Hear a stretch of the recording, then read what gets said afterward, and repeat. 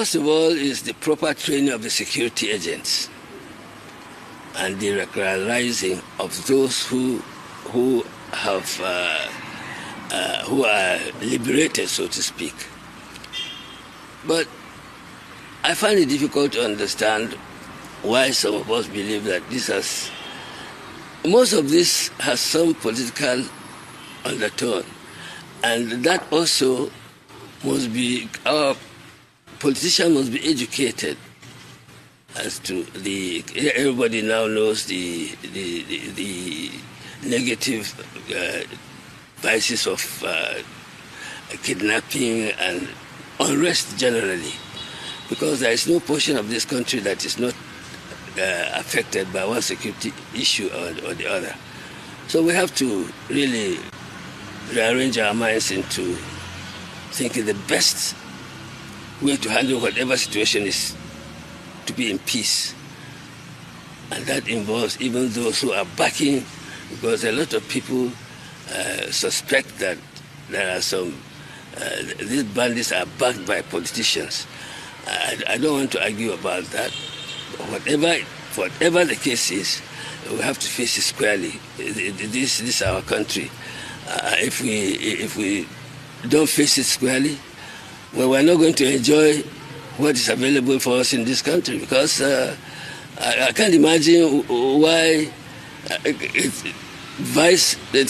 deputy speaker will be on his way to his village and suddenly some group of people will spring from the bush and steal him, steal a human being. I mean, it's absurd.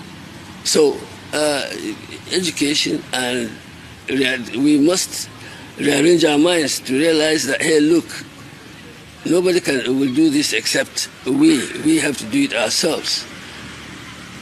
And our religious fathers, both from different denominations, we have to look at it from fear of God.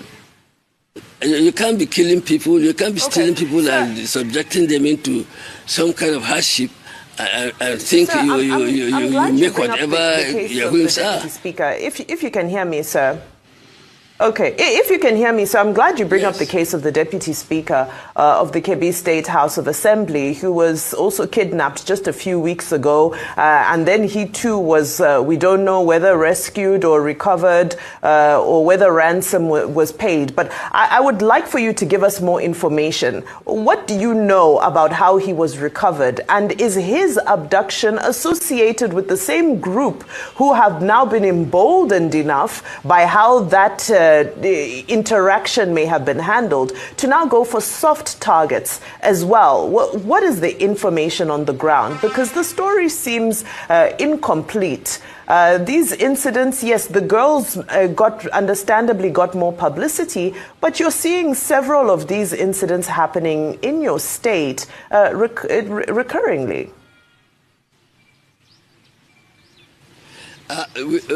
Let's look at those that are involved in this kidnapping and then, of course, insecurity situation in Kebbi State. From the west areas bordering with Niger, we are faced with the group that are called Lukunawas. These are from Sahel countries, and they are staying in. They don't live in Nigeria. They cross the border because of the porous nature of our border. They come in, create the kind of havoc they do, and go back. So the case of the Deputy Speaker was he was in the mosque. He had just finished praying. People walked in and abducted him. Walked out and rode on their motorcycles back into the forest that is not in Nigeria. And we had to, I don't know the details of how he was rescued, but it involved some of our DSS and the military personnel that went in to get him out. And I'm glad they got him in one piece, and he had sad stories to tell.